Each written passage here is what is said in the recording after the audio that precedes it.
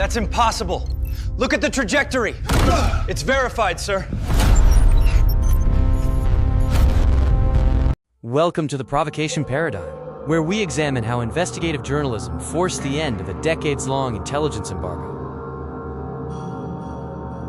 In a short period, more classified UAP files have surfaced than in an entire lifetime. The US government spent decades hiding these objects, and now, a huge volume of documents and videos has suddenly entered the public domain. This sudden release of files is not an act of spontaneous government goodwill. Everything currently being declassified has been forced into the light. Transparency is not being granted, it is being extracted.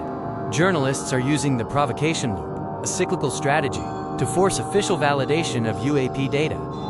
The government is monitoring independent journalists to determine what to release. They are reacting to what is already public, as seen when their second official data dump contained videos previously reviewed by journalists in the documentary Sleeping Dog. True investigative journalism doesn't just report on power, it moves power. The First Amendment protects the duty to obtain and release information of public interest.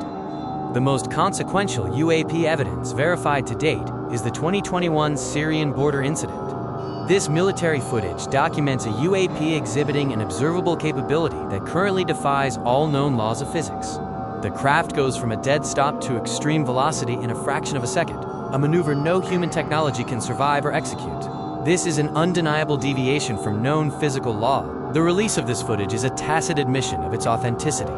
The government would not declassify and distribute footage of an impossible physics event unless it had been rigorously vetted and proven to be real. The dam has broken. An executive order mandates the systematic release of UAP files every 2 weeks. Intelligence agencies know nearly 100 journalists are holding unreleased materials, forcing an accelerated timeline. The inevitable next phase of disclosure is biological evidence. Following testimony regarding non-human intelligence bodies, the existence of corresponding autopsies and forensic footage is highly probable. There are two colliding approaches to the UAP reality. The government's decades of concealment contrast sharply with the independent journalists' unilateral public domain release, provoking the pace of change. Behind closed doors, intelligence agencies are in a defensive scramble. They are mapping out how to break the news to the world before journalists do it for them.